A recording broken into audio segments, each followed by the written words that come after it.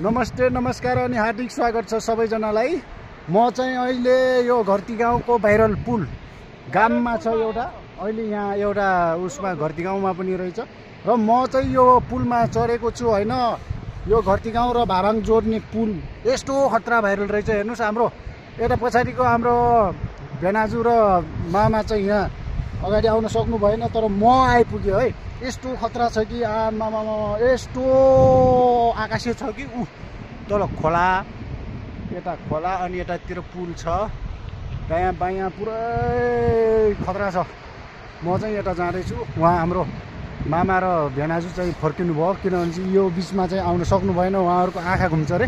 तर म चाहिँ अझै पारी जाँदैछु है। पारी देखिराख्नु भएको छ होइन? वाह वन्डरफुल, खतरा छ।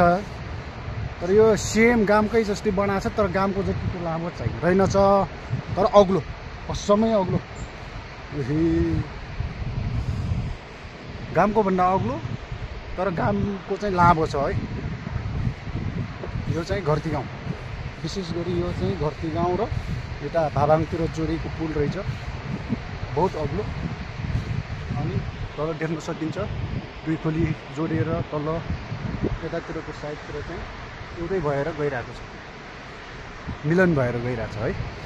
त्यसरी बुझ्नु पर्यो हामीले होइन। अनि यदि तपाईँहरू चाहिँ घुम्न चाहनुहुन्छ भने यसो घुम्न चाहिँ यो घरती गाउँ मुनिको खोलाको पुल झोलुङ्गी पुलमा चाहिँ आउन चाहिँ नभुल्नु होला। यहाँ आइसकेपछि अर्कै फिल हुनेछ कि अर्कै महसुस, आनन्द।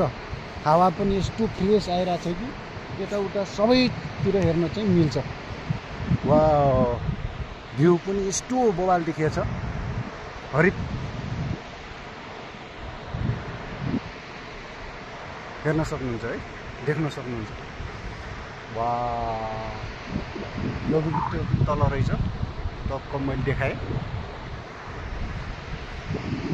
यतातिर यस्तो खतरा तरेर अझै पारी जानुपर्ने छ।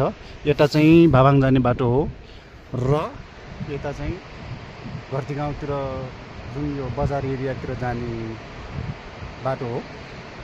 यसमा चाहिँ लगत्तै तक्क लाएर यो चाहिँ ठबाङ जाने बाटो है।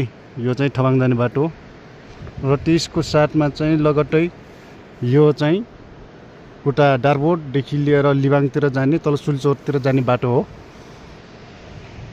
वाह, पहिलोचोटि यो पुलमा चाहिँ म चढेको, यस्तो खतरा रहेछ। गामको भन्दा पनि अलिकति छोटो, नत्र भने उही सेम छ, तर यो चाहिँ सबसे अग्लो रहेछ भन्ने बुझ्यो। गामको भन्दा अग्लो छ है।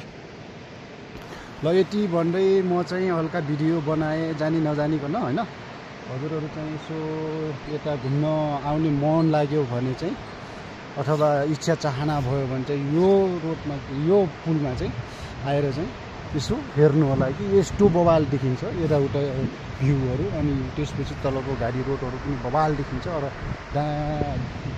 दायाँ बायाँ सबैतिर चाहिँ चारैकुनाबाट चाहिँ पुरै पहाडले घेरेको। हेर्नुहोस्, म सरर देखाएँ कस्तो देखिएको छ।